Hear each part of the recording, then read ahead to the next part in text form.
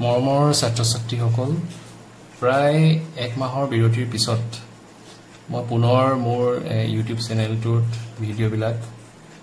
দি যাম বুলি মই ভাবিছোঁ এই যোৱা গৰম বন্ধৰ মাহটোত বিভিন্ন ব্যস্ততাৰ বাবে মই যদিও তোমালোকক প্ৰমিছ কৰিছিলোঁ ভিডিঅ'বোৰ দি যাম বুলি কিন্তু মই দিব নোৱাৰিলোঁ তাৰ কাৰণে মই তোমালোকৰ ওচৰত ক্ষমা খুজিছোঁ আজি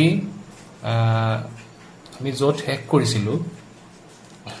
তাৰ পিছৰখিনি মই আজি আৰম্ভ কৰিবলৈ লৈছোঁ আমি ত্ৰিকোণমিতিৰ অংকবিলাক কৰি আছিলোঁ অংকবিলাক কৰা নাছিলোঁ আচলতে আমি ত্ৰিকোণমিতিৰ প্ৰিলিমিনাৰী যিখিনি ধাৰণা কনচেপ্ট সেইখিনি আমি শিকিবলৈ চেষ্টা কৰিছিলোঁ মই ইতিমধ্যে তোমালোকক আমাৰ হাতখনৰ আঙুলিকেইটা ব্যৱহাৰ কৰি কিদৰে আমি সাইনৰ অনুপাতকেইটা আমি উলিয়াব পাৰোঁ সেইটো মই তোমালোকক শিকাবলৈ চেষ্টা কৰিছিলোঁ আজি আমি হাইস্কুলৰ গণিত যেতিয়া আমি ত্ৰিকোণমিতিৰ পাঠটো পঢ়োঁ হাইস্কুলৰ গণিতত তেতিয়া আমি সকলোৱে এই যিখন তালিকা তোমালোকে স্ক্ৰীনত দেখিছা এই তালিকাখন আমি বনাবলগীয়া হয় আৰু মনত ৰাখিবলগীয়া হয় গতিকে তোমালোকে ইতিমধ্যে হয়তো বিদ্যালয়ত এই তালিকাখন কেনেকৈ বনাব লাগে শিকিছা তথাপিও মই আজি আকৌ এবাৰ তোমালোকৰ ওচৰলৈ তালিকাখন লৈ আহিছোঁ আৰু এই তালিকাখন বনোৱাৰ সহজ পদ্ধতি শিকাবৰ কাৰণে মই চেষ্টা কৰিম এই তালিকাখন বহুত ধৰণে বনাব পাৰি আৰু মনত ৰাখিব পাৰি তাৰে মই এটা পদ্ধতি মই তোমালোকক শিকাবলৈ চেষ্টা কৰিম আৰু এই তালিকাখন যিমান সোনকালে তোমালোকে মনত ৰাখিবা তোমালোকৰ কাৰণে ভাল এই অংকবিলাক কৰিবলৈ তোমালোকৰ সুবিধা হ'ব বহুতে কি কৰে পৰীক্ষা আৰম্ভ হোৱা ঠিক ধৰি লোৱা 1-2 মিনিটৰ ভিতৰত এই তালিকাখন ৰাফলি পৰীক্ষাৰ বহীখনত বনাই লয় তেতিয়া কি হয় আমি চিন্তা কৰি থাকিব নালাগে অংকটো দেখাৰ লগে লগে এই তালিকাখনৰ যদি প্ৰয়োজন হয় আমি বহীখনত থকা ইতিমধ্যে বনাই লোৱা সেই তালিকাখন চাই আমি উত্তৰবিলাক কৰিব পাৰোঁ ঠিক আছে বাৰু মই এতিয়া ভিডিঅ'টো আৰম্ভ কৰিছোঁ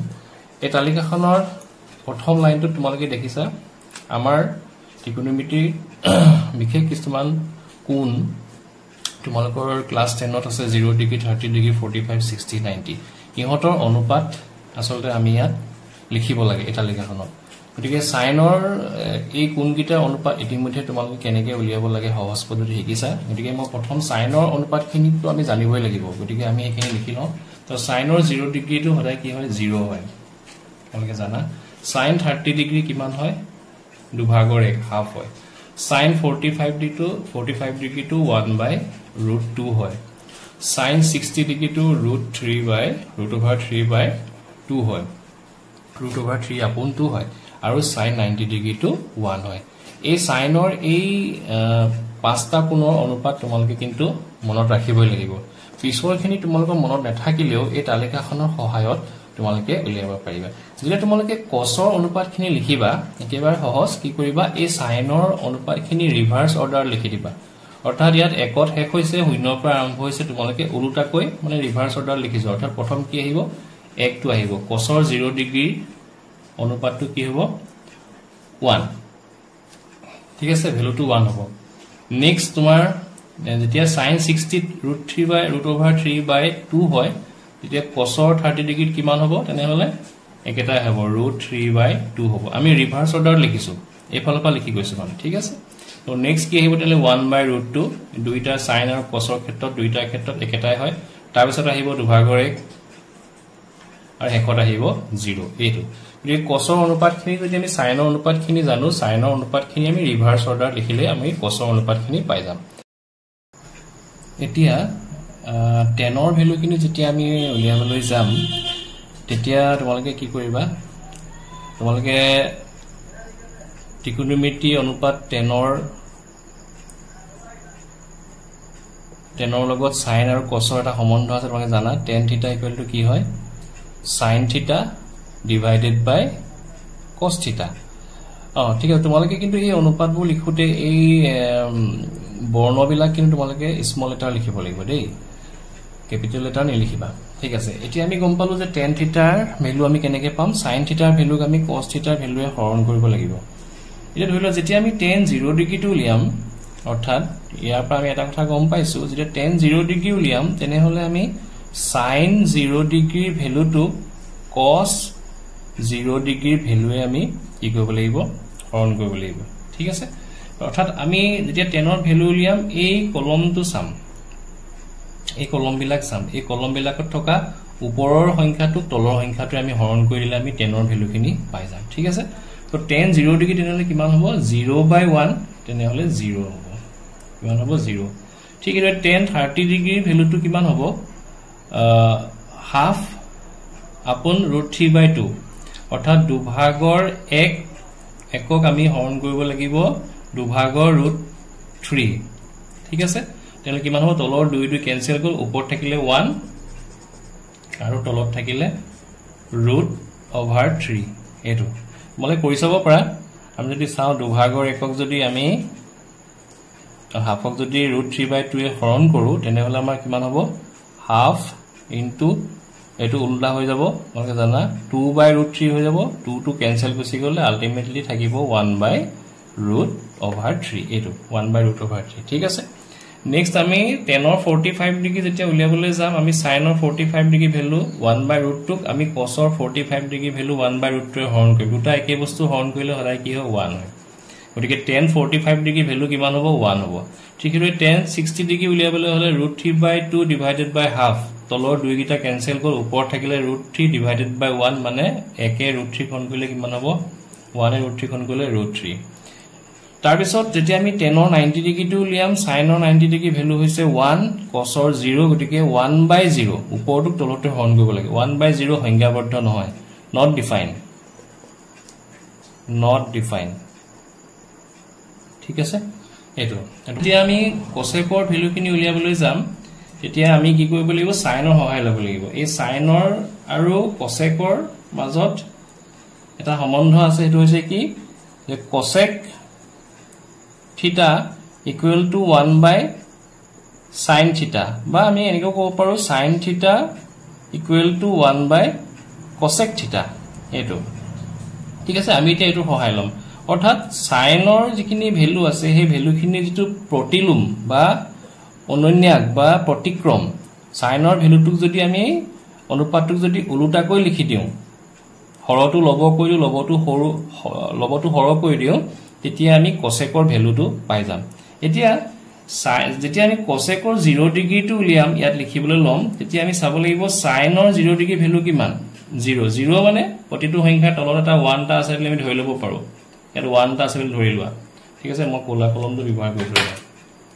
ইয়াত ধৰি লোৱা 0 মানে কি 0/1 ঠিক আছে এটো হৈ আছে অনুপাতটো এতিয়া আমি cosecৰ 0 ডিগ্ৰী ভ্যালু লিখিম এই 0/1 টো তোমালকে উল্টাকৈ চিন্তা কৰাচোন কি হ'ব 1 টো ওপৰলৈ যাব তললৈ কি আহিব 0 এনেকুৱা হ'ব উল্টাকৈ লিখিলে কি হ'ব যেহেতু sin আৰু cosecৰ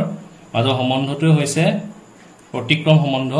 গতিকে 0/1 টো 1/0 হ'ব এতিয়া 1/0 টো আমি এইটো ক্ষেত্ৰটো পাইছিলো tan ৰ 90 ডিগ্ৰী ক্ষেত্ৰত 1/0 কি not defined গতিকে আমি শূন্যৰ কোনো সংখ্যাকে হৰণ কৰিলে আমি এটা not defined মানে এটা নিৰ্দিষ্ট ভ্যালু আমি নাপাও এটোকে আমি কি বুলি কও not defined আমি সংজ্ঞাবদ্ধ নহয় এটো আমি সংজ্ঞাবদ্ধ কৰিব নোৱাৰো ঠিক আছে গতিকে এটো কি হ'ব তেনেহলে cosec 0 ডিগ্ৰী কৰিলে কি হ'ব not defined আমি কোন ধৰণৰ ভ্যালু নাপাও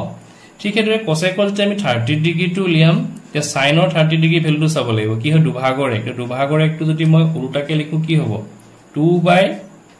2/1 মানে আলটিমেটলি কিমান হ'ব একে 2 হৰণ কৰিলে কিমান হ'ব 2 গতিকে আমি cosecৰ 30 ডিগ্ৰী ভ্যালু কিমান পাম 2 পাম এটো ঠিক আছে ঠিক এটোৰে cosec যেতিয়া 45 ডিগ্ৰী ভ্যালু উলিয়াম তেতিয়া sin ৰ 1/√2 টোক আমি উল্টাকে চিন্তা কৰিলে কি হ'ব √2/1 গতিকে 1 এ √2 হৰণ কৰিলে কিমান হ'ব √2 এটো ঠিক এটোৰে cosec 60 ভ্যালুটো যেতিয়া উলিয়াম আমি sin ৰ 60 ডিগ্ৰী ভ্যালু √3/2 টোক উল্টাকে চিন্তা কৰিম গতিকে 2 টো ওপৰলৈ গুছি গল আৰু √3 টো কলে আহিলে তললৈ আহিলে 2/√3 হ'ব cosecৰ 60 ডিগ্ৰী ভ্যালু আৰু একেবাৰে শেষত cosec 90 ডিগ্ৰী যেতিয়া ভ্যালু উলিয়াবা the sin ৰ 90 ডিগ্ৰী ভ্যালু কিমান 1 টোক আমি এনেকৈ চিন্তা কৰিব পাৰো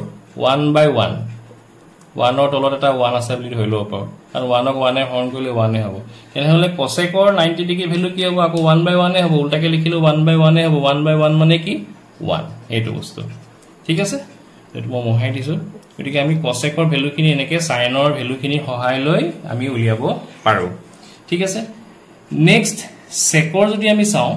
secৰ লগত কাৰ সম্বন্ধ আছে cosৰ সম্বন্ধ আছে একে sin আৰু cosecৰ নিচিনাকৈ cos আৰু secৰ কি আছে প্ৰতিক্ৰম সম্বন্ধ আছে গতিকে আমি cosৰ ভ্যালুখিনি উল্টাকৈ লিখিলে আমি secৰ ভ্যালুখিনি পাম या sec তেনে হলে 0 ডিগ্ৰী ভ্যালু কিমান হ'ব cosৰ 0 ডিগ্ৰী ভ্যালু 1 ইয়াক উল্টাকে লিখিলে 1 এ হ'ব 1/1 মানে উল্টাকে লিখিলে 1/1 এ হ'ব গতিকে secৰ ক্ষেত্ৰটো আমি একেটাই ভ্যালু পাম cosৰ ভ্যালু 1 0 ডিগ্ৰী ক্ষেত্ৰত আৰু secৰ ভ্যালু 1 এ পাম ঠিক আছে secৰ যদি আমি 30 ডিগ্ৰী ভ্যালুটো উলিয়াম cosৰ 30 ডিগ্ৰী ভ্যালু হৈছে √3/2 তাক উল্টাকৈ লিখিম 2/2 কি হ'ব তেনে হলে √3 হ'ব এটো ঠিক হেদৰে secৰ যেতিয়া 45 ডিগ্ৰী ভ্যালুটো আমি উলিয়াম cosৰ 45 ডিগ্ৰী ভ্যালু কিমান 1/√2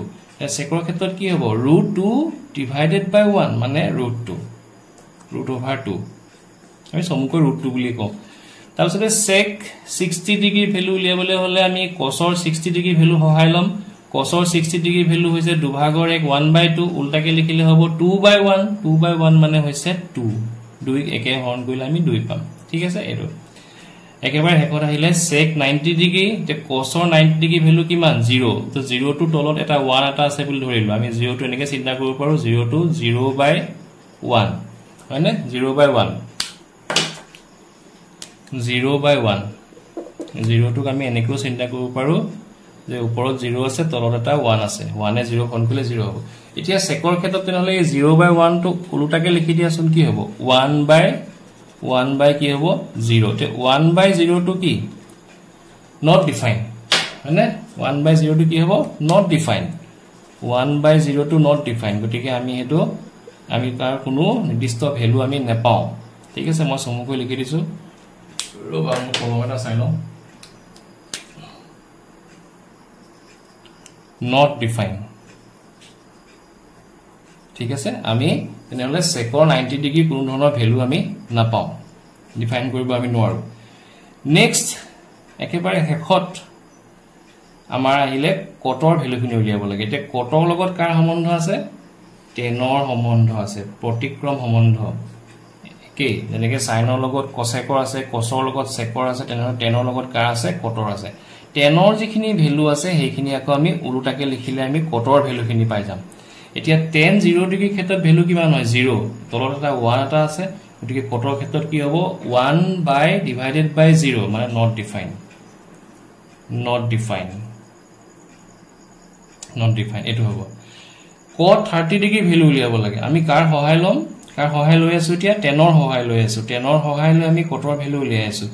tan 30 ডিগ্ৰী ভ্যালু হৈছে 1/√3 তেনেহলে কটৰ ভ্যালু কি হ'ব √3/1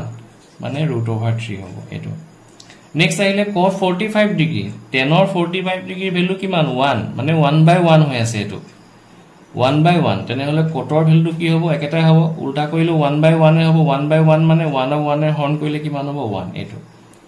তাৰ পিছত আহিলে cos 60 ডিগ্ৰী তো tan 60 ডিগ্ৰী ভ্যালু কিমান √3 তো √3 টো আমি চিন্তা কৰিব পাৰো তলত এটা কি এটা আছে 1 এটা আছে যিকোনো সংখ্যাৰ তলত এটা 1 আছে বুলি আমি সদায় ধৰি ল'ব পাৰো থাকিব এটো ঠিক আছে তেনেহলে কটৰ যেতিয়া আমি 60 ডিগ্ৰী ভ্যালু লিখিম এই √3/1 টো উল্টাকে লিখি দিম তেনেহলে 1 টো ওপৰলৈ গুচি যাব √3 টো কলে আহিব √3 টো তললৈ আহিব তো 1 কি হ'ব তেনেহলে √3 হ'ব cot 60 ডিগ্ৰী ভ্যালু আৰু একেবাৰে হেকত cot 90 ডিগ্ৰী যেতিয়া ভ্যালুটো উলিয়াম আমি tan 90 ডিগ্ৰী ভ্যালু চাব লাগিব not defined মানে কি আছিল 1/0 আছিল এটো যেতিয়া 1/0 হ'ব তো not defined তো এটা cot যেতিয়া 90 ডিগ্ৰী ভ্যালু উলিয়াম এই tanৰ 1/0 ভ্যালুটো যদি উল্টাকে চিন্তা কৰ কি হ'ব 0/1 হ'ব 0/1 মানে কিমান 0 বুজি পাইছানে 0/1 মানে কি তেনেহলে 0 অৰ্থাৎ cot 90 ডিগ্ৰী ভ্যালু কিমান হ'ব 0 তো এনে ধৰণে আমি ত্ৰিকোণমিতিৰ এই গোটেই তালিকাখন আমি এনেকে পৰীক্ষাৰ 1-2 মিনিটৰ ভিতৰত পৰীক্ষাৰ বহিখনতে যদি আমি এনেকে পটককে বনাই ল'ব পাৰো তেনেহলে আমাৰ অংকবিলাক কৰিবলৈ কম সময় লাগিব আৰু এখিনি গোটেইখিনি যদি মনত থাকে তো ভালেই তোমালোকৰ আৰু সাধাৰণতে পৰীক্ষাৰ সময়ত পেনিক হৈ যায় ল'ৰা ছোৱালীবোৰ ছাত্ৰ ছাত্ৰীসকল সেইকাৰণে মই কৈছো তোমালোকে পাৰিলে এখন খুব কম সময়তে বনাই লবা আৰু বনাই লৈ এই অংকবিলাক কৰিবা আৰু এতিয়াও ঘৰত তোমালোকে এনে ধৰণে খুব প্ৰেক্টিছ কৰি থাকিবা ঠিক আছে তো আজিলৈ আহিছো মই আশা কৰিছো তোমালোকে ভিডিঅটো ভাল পাবা বহু দিনৰ মূৰত এটা ভিডিঅ দিবলৈ চেষ্টা কৰিলো আজিলৈ আহিছো বাই বাই থ্যাংক ইউ